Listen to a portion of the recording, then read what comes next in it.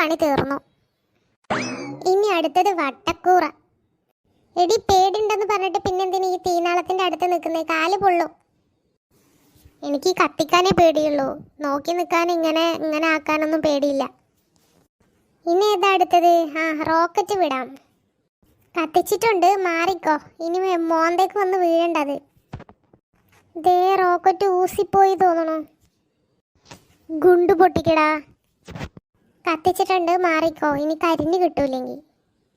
ഓ പിന്നെ നീ കത്തിക്ക് മോനെ. വാവ്, എന്നാലും ഗുണ്ട് നമ്മൾ പ്രതീക്ഷിച്ച രീതിയിൽ പൊട്ടിയില്ല കേട്ടോ. ഇനി അവസാനം ശേഷിക്കുന്നത് പൂക്കുറ്റി. കഴിഞ്ഞു നമ്മുടെ കയ്യിലുള്ള കോട്ട. അപ്പോൾ എന്ത് ചന്താണ് ഇത് കാണാൻ, അല്ലടാ? കഴിഞ്ഞു. ഇനി അടുത്ത വർഷം നമുക്ക് ഈ ചന്തം കാണാം കേട്ടോ. പടക്കം പൊട്ടിക്കലൊക്കെ തീർന്നു. വാ താഴേക്ക്